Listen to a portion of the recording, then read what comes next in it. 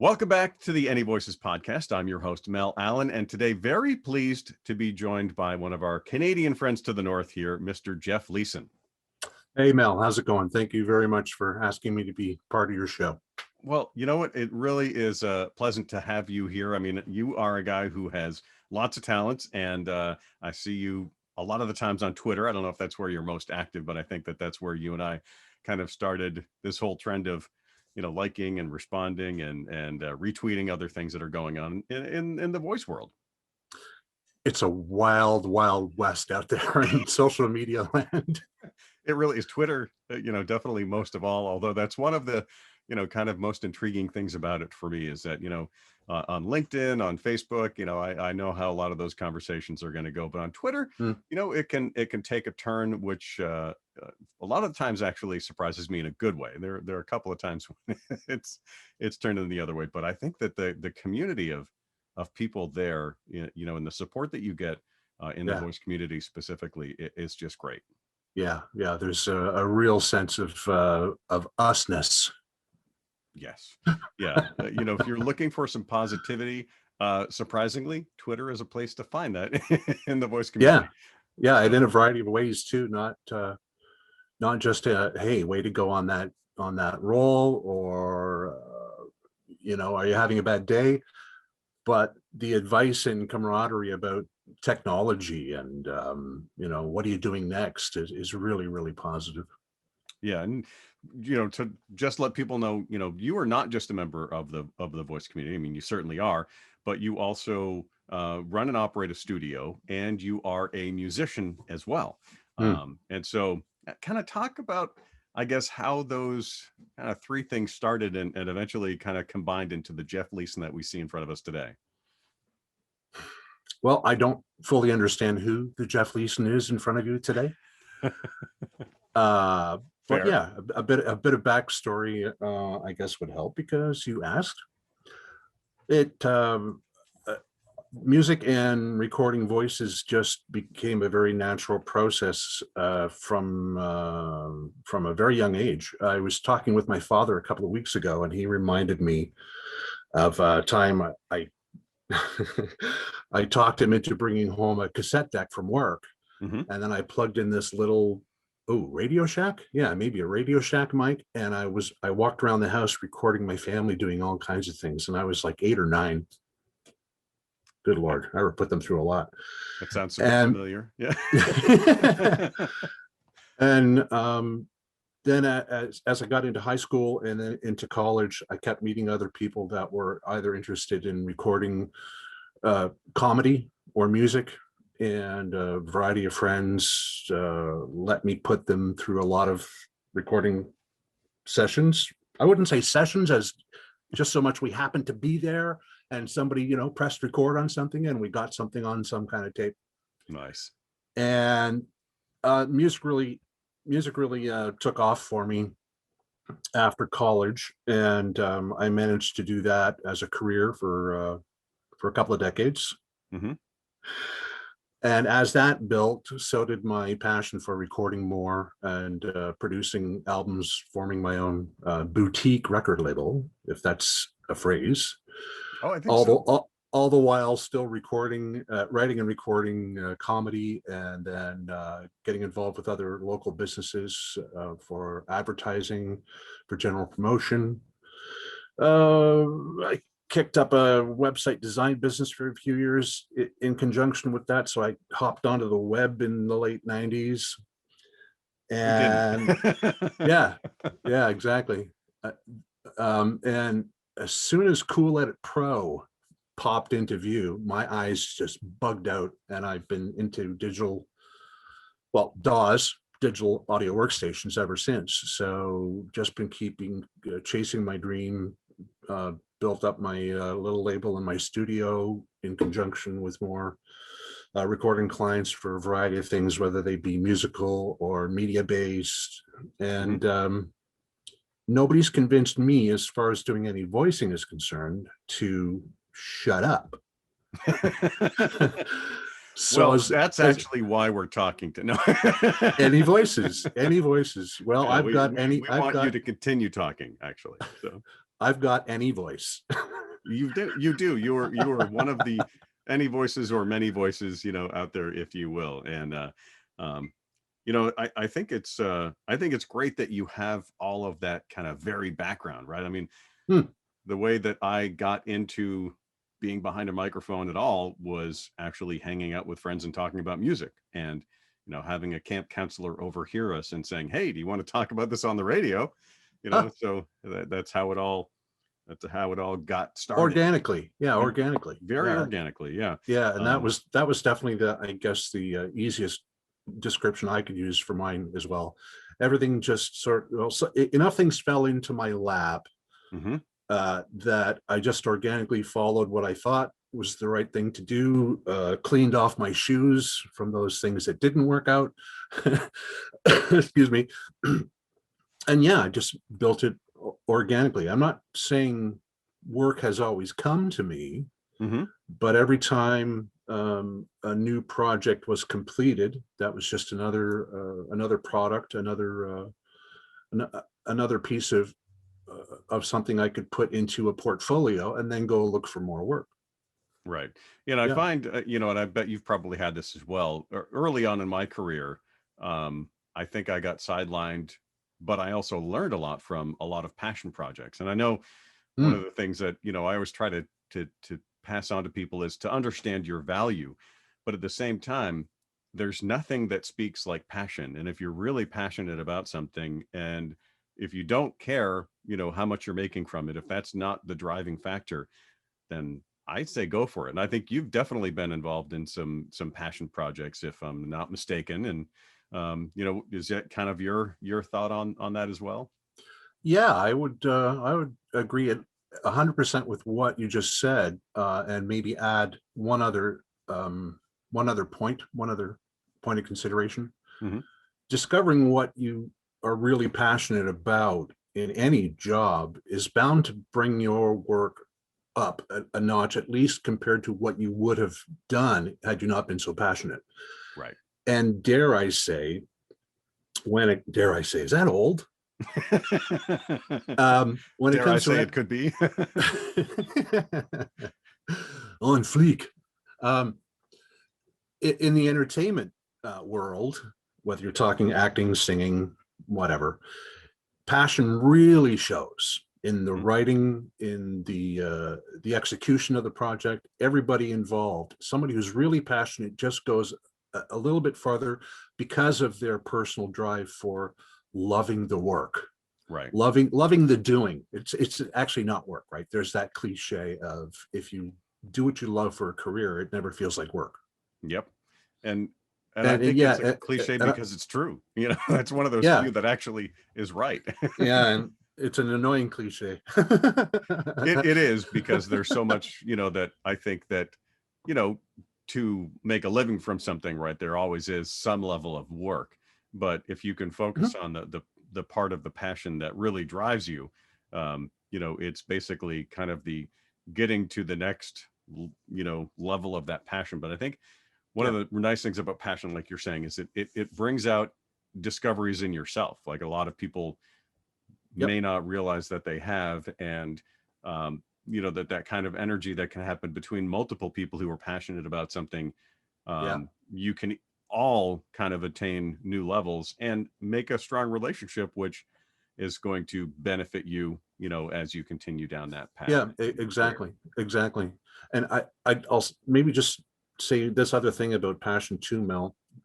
If you're lucky enough to discover that about yourself, that you've got a passion for doing something, then, and if, let alone if you're lucky to turn it into a career, or at least part of a career, there will be times where something will occur, say, let's call it 2020, Hmm.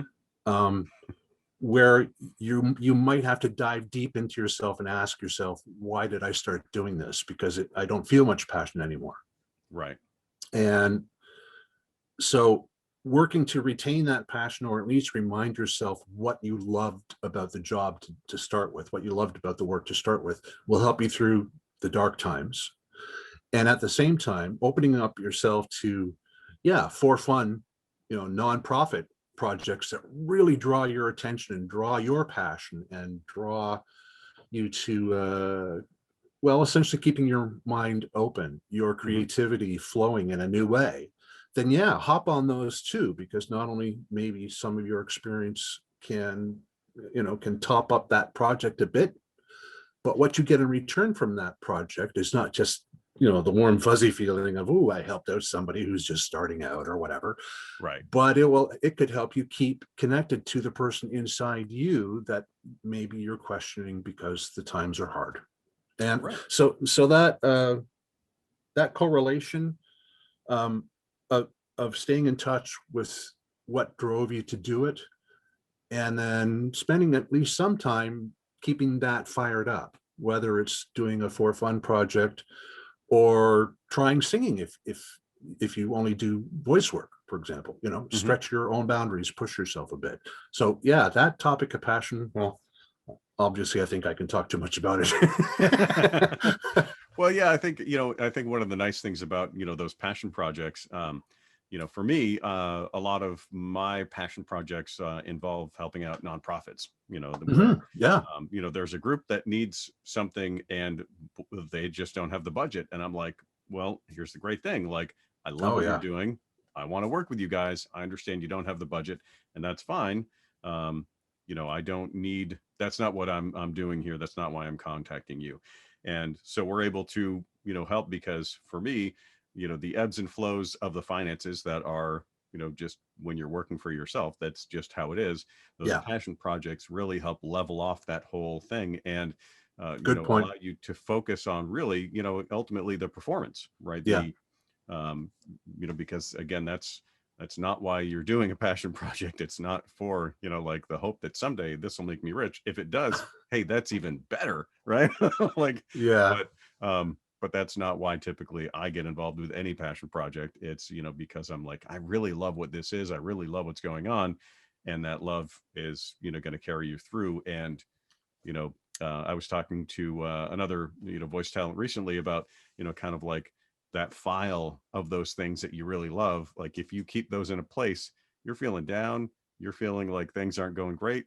You revisit that and man, Hmm. right back up on cloud nine. Yeah. Yeah. Um, Yeah. That's a good point. And uh, not just trying to come close to being totally altruistic all the time, but can you imagine any part of our existence without somebody doing charitable type work, doing something altruistic? It stuns me, and I sure wish I could be more like those kind of people 24/7 if I mhm, wasn't so busy trying to make a living, or you know find a way to scrounge up money to take my wife out on a date or something. right. What the world would be without charity, Mhm. I don't want to imagine it. No, I don't either. I mean, it's often those, those charitable things again that, those are the things that I love and that drive me. And, Mm, I'm involved in one right now that's culminating, on Friday, and it's been taking a lot of my time and energy lately. And I'm like, you know what? I feel like I have more time and I have more energy when I'm doing things like this. Because again, it reignites that yeah. thing, Yep. inside you. So Fires it back up. Yeah. now, speaking of things that you got to be passionate about, I gotta say, I mean, your music and a sense of humor. You've mentioned comedy, you've mentioned music, and I think that I have to talk about this. I have to bring this up. The Uh-oh. Canuckness. Should I sit down for this? Your latest release, and I Yeah. have to say, I love the fact that you did the old infomercial type video for the Canuckness, and it's just fantastic. So we you got to shout out to the talent who provided the voiceover for that. Um, that whole packaging of that on social media is fantastic. So I just you know I would. Oh well, thank you. so No it need, was no need to bow. Just send $1.25 right to. Um, in a self-addressed stamped envelope. exactly. When you're allowed to lick envelopes again. Right. Hey, um, yeah. Well, thank you. I appreciate that, Mel. It that whole album and the whole concept was definitely one sitting around for way too long. Yep. And I had started planning that album in 2017, and I was trying to work up, after all the recordings I've been through, trying to work up the gall to record an entire a cappella album. Mm-hmm. And being a fan of music, let alone appreciating what culture music can represent from anywhere around the world, I decided to jump on a bit of a sort of a concept album, as which might just be my first and maybe only a cappella album, and group together some early Canadian pop and rock tracks that benefited from what the CRTC here in Canada foisted upon traditional media at the time. The CRTC is the Canadian equivalent of the FCC. Right. And the CRTC in the early 70s, with the government's approval, forced minimum standards of 30% Canadian content on all media, radio, television, and whatever else occurred at the time. Well, that was it at the time, actually. But anyway, so I decided to pick 10 tunes that basically benefited from that regulation, that were not, for the most part, major record company releases, either albums that might have been on major labels, but just barely made the top 40, and then a lot of independent stuff. And once I had that close to finally in the can, after a couple of years of just recording and listening and recording and listening and recording and listening and recording and listening, I realized, okay, this is a bit cheesy to start with. I know how self-serving the whole thing is. So I want to play it up a bit, in the sense that I think the album is fairly fun sounding, as opposed to some of my original projects. Well, And we all take ourselves too seriously at times in our life. don't we? Yeah, don't we? And to make a long story even longer, in transferring some old family VHS tapes to digital for posterity's sake, it hit me. Oh, if I make one of those cheesy kind of Ronco / K-Tel kind of commercials for this album, I bet you with the technology I have sitting around, I could at least allude to that, at least imply that's what it is, without going so grainy and stupid with all the graphics that people get annoyed. Right. So as I started editing together some ideas and I got more convinced about it, I reached out to George Ledoux, and George was totally on it and so supportive. And he gave me, I think, 5 different voices. Oh, wow. And I had to nail it down to 2 as far as what really, pays homage to that type of voicing for the 70s and 80s and what have you. And it basically came together about as far as I wanted to take it before losing any fans. Well, it's just fantastic. And just so you understand, part of, if you're not familiar with any of the things that Jeff and I are talking about, by the way, go to YouTube and search for things like SCTV and This Hour is 22 Minutes, and familiarize yourself with Canadian humor.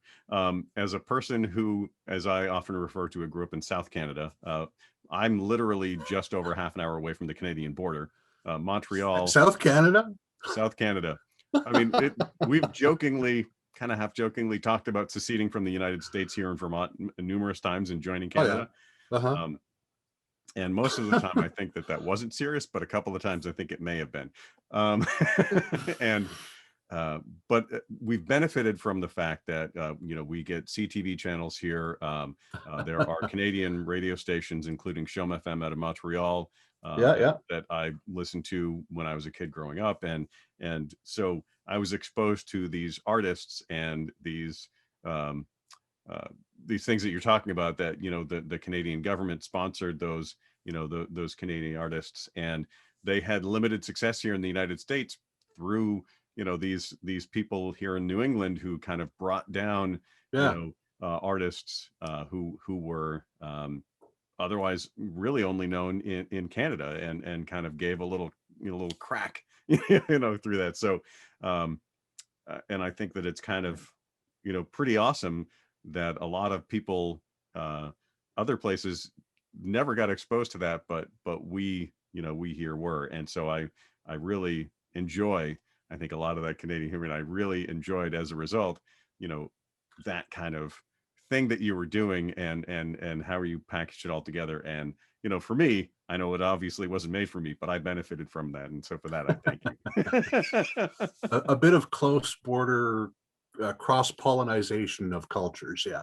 Absolutely, absolutely. Yeah. So we've taken your poutine and we've done some crazy things to it here in Vermont. But Oh, there's nothing oh like yeah. going up and, having some real poutine from a place on the side of the road. I mean, literally, I'm that guy who, like, I'll be driving along, 50 kilometers per hour, and I'll see a sign that says poutine at a place that looks like it used to be a house, and I immediately pull in because I'm like, this is the place that's got the real poutine. And You're just trying to make me hungry, aren't you, Mel? yeah, yeah, and having a conversation, in broken English, because neither one of us truly speaks English or French. Mais Like oui, that's, tabarouette.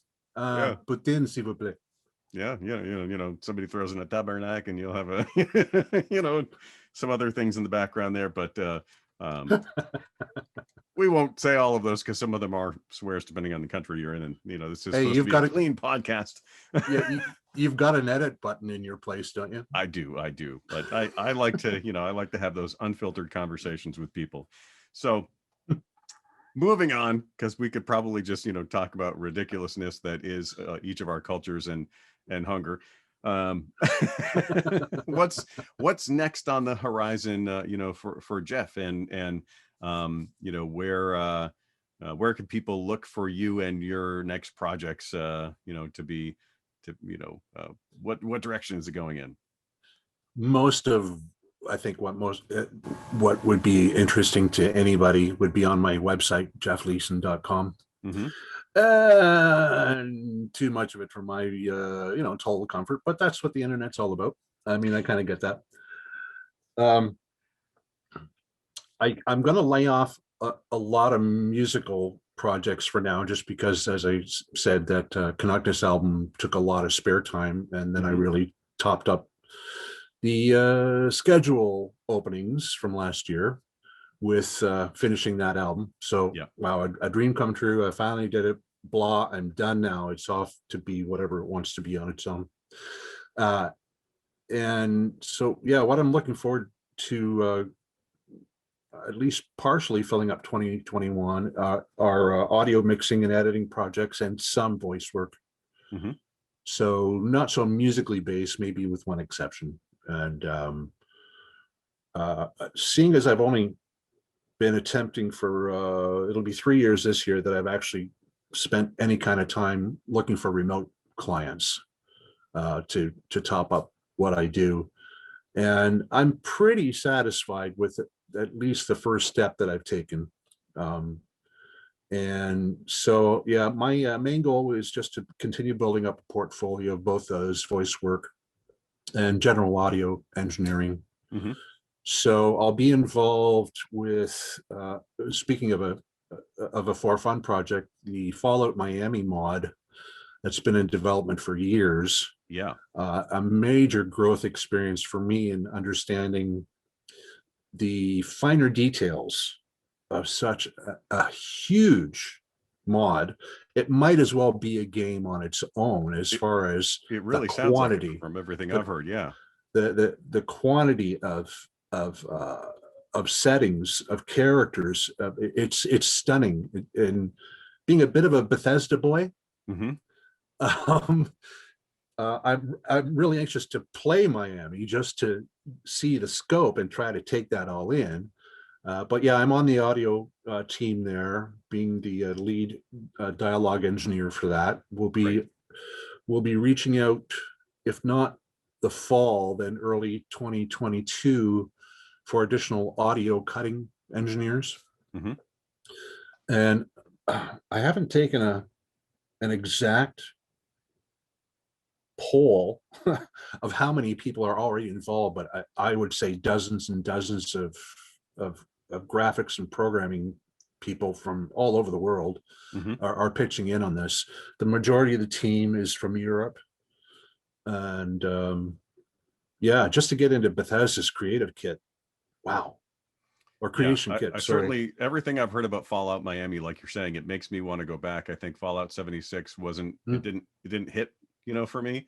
yeah, And yeah. so I kind of was like, am I a Bethesda boy, as you put it, and I started to question that, but then I'm, hearing about Fallout Miami, and I'm like, this sounds exactly like why I fell in love with Bethesda games in the beginning. So I will put, Again, back to passion. Yeah, yeah, yeah, right, the exactly. vast majority of people helping with this project are they certainly make me feel like I'm a child for the love they have of that type of gaming, let alone the amount of the level of quality that you can get out of that type of programming. And again, Bethesda's programming and creation kit and what have you. So they're just totally running with it. Yeah, I'm looking forward to that. Well, Excuse hopefully me. I can put a There's link in the show notes, so that people can kind of follow along with anything that's going on. yeah, I'm looking forward to helping spread the word too. I'm still involved in editing, mixing, audio editing and mixing, and doing some voices for another extended project started back in 2015, an animated movie called Western Space Odyssey. Hmm. An old high school friend of mine, one of the fellas I had mentioned about recording stupid things during high school and college, he took a concept we recorded one time about a takeoff of Star Trek, and I know that sounds so old now. It's not Not original in to any me, stretch of but the word, but anyway, he took our little twist on that and then totally ran with it, hmm. and is making an animated movie out of it. It's about an hour and 50. I think Great. he's close to done the animation for the final act 3. Last week, our amazing composer, a fellow named Doug Summers from Ottawa, finally finished all the pieces he wanted to put into Act 3, and he said he finally had a beer. He's been spending part of his time over the last at least 4 years Hmm. composing the whole movie. Wow. And so now that that's done, and I'd say my editing and mixing is probably 80 to 90% done. And Western Space Odyssey can be found, a channel for us can be found on YouTube, Hmm. and I'm working up a website for it now. So I'm really looking forward to that one. Nice. I'll put links for that in too. And one that's keeping me busy for the next couple of weeks is a game called Mongrel. Hmm. Some some very talented, very smart, very quirky guys in Oslo, Norway, Nice. are putting together a side scroller uh, homage to 8-bit looking games. Hmm. And I'm doing some voices in that, and then I finagled my way into songs. Oh, well, there you go. So some serious, sorry, at least one real serious song is involved in the game, and then a handful of songs. I don't know how else to describe other than bad.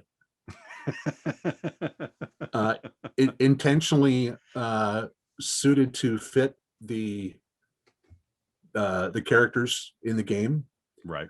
and that's about the only other musical thing I'm involved in right now. But as I said, the game is very, very funny, very quirky, very original, and these fellas making Mongrel are definitely the type of guys I still feel very comfortable in meeting, Hmm. and I sure wish I had met them, decades ago, because they would have Yeah. been recording with me and making all kinds of stupid things too. Just now they had, there's the technology that people can actually make things that other people can see. Right. Right. Games or animations or media of some type. So some of those things are definitely keeping me a little bit busy. If not that, then the renovations that are going on around here. Yeah, you've mentioned some renovation. So are we, is it in your studio, your living space? I A don't bit want to of pry, a bit of both. Hmm. Our front door is just over there, about 15 feet, and that got really loud when they were cutting that out to put the new one in. Yeah. So because of that, and generally speaking, again, we have the time now. So yeah, there's open ceilings here now to be accessed for cabling of all types. Yeah. Our living space upstairs, cabling for down here in the studio, and just general house ownership, which I'll do my best to avoid gloating, but yeah, we're house owners, so whatever comes with that, basically. I completely understand. There's a roof over my head that may be removed this year Hmm. and replaced with a proper roof. And directly in front of me is actually where my new booth is expected to be. So Ah, currently there is a very, very large fireplace that was built there out of blocks that are about 2 feet long and about a foot wide. Granite. So those are going to be some wonderful steps in my backyard soon. But yeah. I get a kick out of boothies, but I have a drum booth back over in the corner, back over there somewhere. Hmm. But it was set up as a separate recording booth for instruments, Hmm. and I'm not saying I find myself entirely ugly, but taking a boothie around your gear, which is I record mostly a lot of voice work here. Right. That's not a boothie. So do I have to fix the other one up to make it look like a vocal booth to get into this boothie thing? I think you do. I think you're Or going to have I'm just too late with it, maybe. to. That or you're ahead of your time. Well, You could have come full circle already. Well, I might be both ahead and behind. Depends on what curve you're talking about. right, right. Well, Jeff, it's very definitely been very entertaining talking to you. And it's been, not just here, but on Twitter as well. I mean, I love the stuff that you're involved in. I love the stuff that you share. I know that I try to also share any castings and things like that I see. Mhm.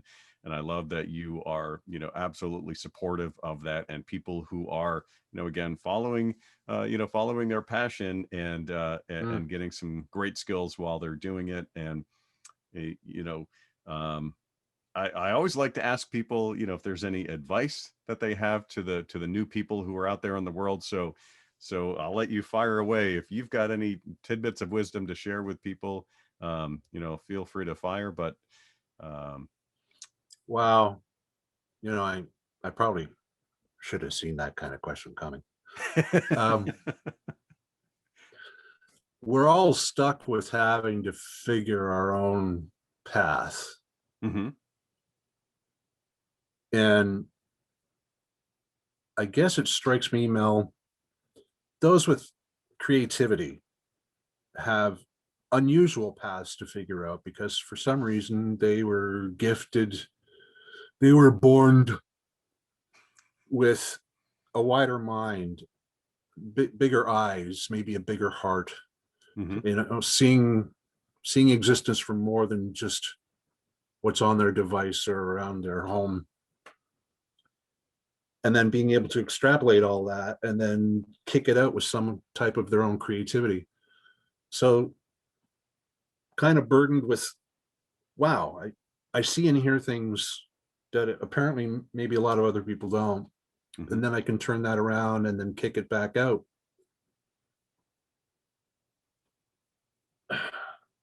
Probably too many times in most modern cultures that gets beaten out of people. Hmm. And so I guess I'm going back to what we talked about at the top of the show, is discovering what that passion is for you, and then how to develop that and how to continue using it, how to Right. continue communicating with it. But the path to do that is very different from from one person to the other, with some exceptions. If you can keep that passion, then you're going to be able to call yourself tenacious, deliberate, driven, and very little is going to be able to stop you from using that creativity. A lot of other things in life you have to face a lot more seriously, I think. Mm-hmm. But as far as creativity is concerned, you should never have anyone in your life. Sorry, you should never put up with somebody in your life, as far as the creativity is concerned, that is going to tell you don't. It's going to tell you stop it. Right. At best, maybe maybe you'll have to put up with them being as negative as, can you wear headphones when you do that? Yeah. Or do it at a different time. But as far as creativity is concerned, and possibly turning that into a career or some type of just side interest, side hobby that really means a lot to you, there is no reason to put up with anybody telling you no or don't or stop it. They are putting too much serious weight on that. It's Yeah. creativity. That's all it is. It's not putting man on the moon. I should say humans. What's PC for that now? But it's not People.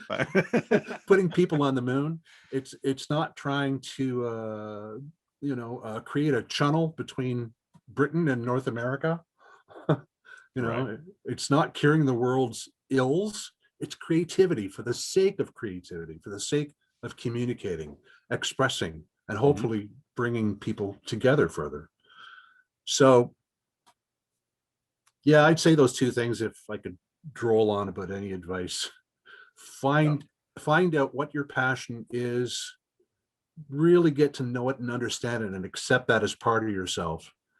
And then accept the fact that it is creativity that really nobody should be, consciously telling you to stop, don't, you know. Those two things are really crucial for, I think, a lot of artists, Yeah. self-worth, sense of self, let alone helping them be a positive person, which in turn makes them positive to be around, Right. makes them beneficial to their loved ones, et cetera, et cetera. It only helps. It Yeah. only helps if you let a creative person do what they do. I think you are 100% right on that. Surround yourself with people who inspire you, not just people who say yes, and definitely not people who say no, but Mm. people who inspire you and who light a fire to help you go even farther than you imagined yourself going with it. And They are out there, they definitely. absolutely are. And if you're self-confident, if your self-confidence is enough to let yourself run with that, Mm-hmm. you're going to find them. You definitely will. You're going to be able to turn down the negative voices, hopefully not have very few of them to start with, but you're Right. going to be able to turn down the negative voices. And then not just, it's not as cheesy as find your peeps. It's that there are people out there looking for you, Right. looking for your talents, because they believe in the same things about what is creative and what benefits creativity can bring to everybody. There are people there. You just got to go find them. They really are. And probably on Twitter. Oh, that's a pretty cool place to start. Yeah. It really, honestly, it's where I find a lot of, I thought it was going to be Instagram. I thought it was going to be, some of the predecessors that have fallen to the wayside. But yet I find a lot of creativity and a lot of creative people are in these little pockets on Twitter. And sometimes they pop over to Discord and sometimes they pop over, Yep. to this side over here. But I find a lot of them, that's their home base. So if you want to find some Yeah. positive people who are going to inspire you and be great to surround yourself with, that's my recommendation. And I'm going to put Yeah. your handle in the links below so people can find you if they don't have a community to start with. I think I'm looking at a great person right now who is a good person to, look as a jumping off point and building that, creative circle for yourself. So Jeff, Well, thank you. definitely a pleasure. Definitely a If pleasure. you need a spot, done for AnyVoices.com, by the way, I love doing spots. You're listening to AnyVoices.com.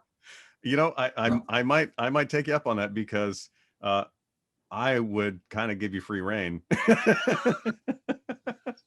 As long as I can avoid making it a song for now. I can't believe I'm saying this. I'm a little musically topped up. There you go. No, that's, hey, you know, Ah, it's good to admit that to yourself, if not to others. need a break every once in a while. Need a break. Yeah, you got to fill that cup back up, you know, and once it starts spilling over again, I'm sure you will sing. Yeah, I'm pretty lucky, Mel. All And right. lucky to be on your show too. Thanks again. I appreciate it. It's been my pleasure. All right. Well, that'll wrap things up for this time. Thank you, Jef Leeson, for joining us today. Until next time here on the AnyVoices podcast. Until next time here on the AnyVoices podcast, if I can talk, let's do one more take. All right.